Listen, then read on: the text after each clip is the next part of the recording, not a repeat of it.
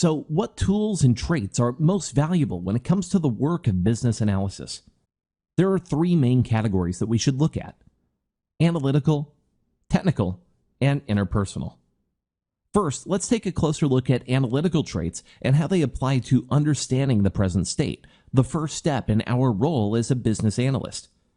The first question we need to consider is what information is valuable to gather and analyze. Here, we need to know how to separate the wheat from the chaff in the data that we collect, in the conversations that we have with stakeholders, in the different documents that we might analyze and read over in order to understand the present state of an issue. What information here helps us to get to the root cause of the issue that we're trying to identify or address? And what information is kind of extraneous and not very helpful, just gets in the way or distracts us from that root heart of the matter that we're trying to get to? How do we analyze the information that we've gathered in order to gain the most valuable understanding from this information? What kind of analysis would be considered most effective and helpful for us to undertake? And how do we then further contextualize that information once it's been analyzed? How are we able to make sure that we truly understand the results of the analysis that we accomplish in comparison to other data points that might also be important? For example, we might see that a certain process is running 270% behind schedule, and we might think, well, there's the problem. We've identified the root cause. Of course, if it turns out that this is only a 10-second process within a larger framework that might take several hours of work to accomplish, then maybe that's not actually the bottleneck we're looking for. So we have to be able to put that analysis into context along with all of the information that we gather and deem valuable toward our fundamental understanding. When it comes to defining the desired future state, we have to think about what the optimal outcome might be, given the project or business objectives that we face.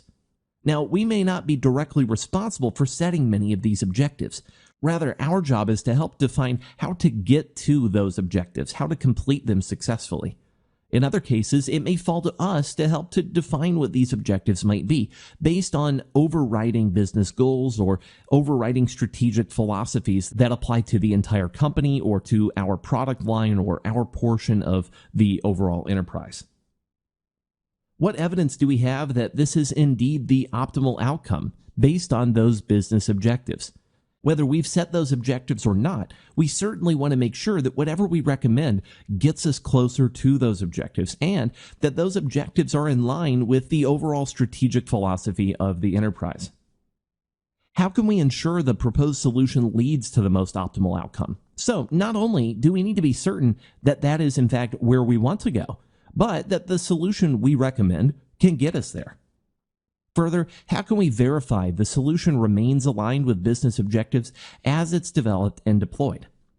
After all, things can change over time, and so we need some fail-safes in place or some different safeguards that can help us to understand along the way and to verify that what we are developing remains in line with what we were seeking to accomplish in the first place.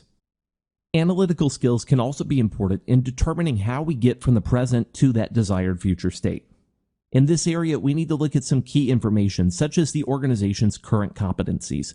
What are we good at right now? What do we have the resources to accomplish?